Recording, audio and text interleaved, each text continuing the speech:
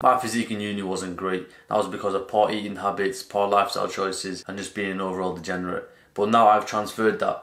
I've built the physique of my dreams. I'm more energetic, confident, and social. Now in this video, you're going to learn how to enjoy that process of building your dream physique as much as you enjoy playing a video game. So you reach your dream physique in a faster and more enjoyable manner. So you start to win in real life and not in some fake world. Now I'm going to cover why video games are addictive so you understand what we can learn from them and how you can implement those ideas into your fitness journey. So if you don't know me, I'm Nathan and I help ambitious men build their dream physique and optimize their health. So let's go with point number one. Why are games addictive? And it's simply because you win, and that provides a sense of accomplishment, so you keep going back to it. And the other factor is winning in a game is so much easier than winning in real life, so you keep going back to it. There are two factors that keep you hooked. But how do they actually make it so addictive? It is one thing, and that is metrics. So let's take COD for example, Call of Duty, the shooting game that we all used to play. How many metrics do they have built in that video game? So they've got your overall level, your KD ratio, your camos, your character skins,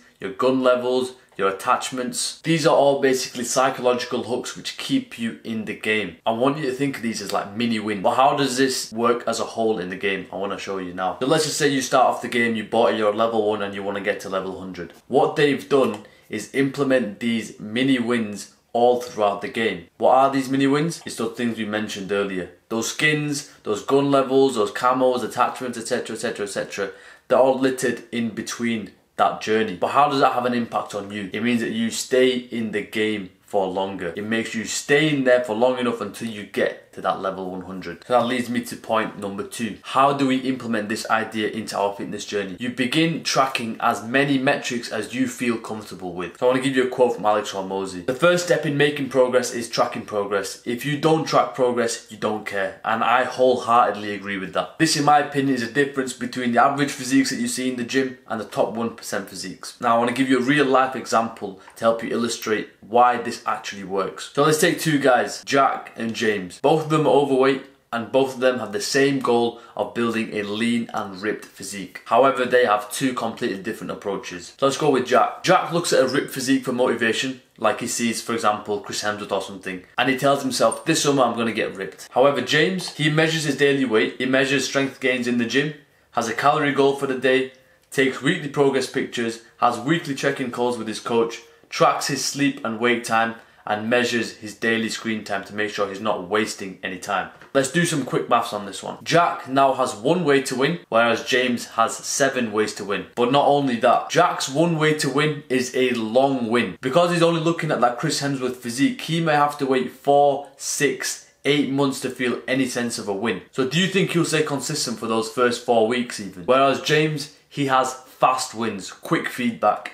He has daily wins, weekly wins, monthly wins. So he doesn't need to wait 4, 6 and 8 months to feel any sense of accomplishment. Now, do you think he's going to stay consistent? So let's go back to the COD example now. I'm going to show you exactly how and why this works. So Jack starts off at level 1. He goes up to level 6, but he doesn't see the changes. He doesn't see the level 100 physique. So he stops. He has 0 sense of accomplishment. He fails, goes back and repeats this cycle again and again and again. And I promise you, I see this so much in people that it's scary. They don't understand what's going on. But this is why I'm making this video so you can see. Let's go to James now. James, like in that COD example, has all these mini wins that are littered throughout his journey from level 1 to level 100. He has that weight checks, the strength gains, the sleep, the progress pics. He's measuring so many things in different timescales that he stays in the game. That's why he's going to be consistent. And that's why he's going to get to that dream physique. Now I could come on here and lie to you and tell you I didn't do any of this, but this is what I did. But I promise you one thing. You're tracking some metric in your life, but most likely it'll be some bullshit metric like the amount of kills you got in a video game or the amount of Netflix shows you're watching. However, switch it and start to track the real metrics. And this is how you will skyrocket your progress on your fitness journey. I want you to switch the mindset that you have from tracking metrics as a chore is I'm measuring more ways to win. If you do that, I promise you, you will enjoy the journey of getting in shape so much more and you will build your dream physique so much faster because you're focusing on the journey and not just the end destination.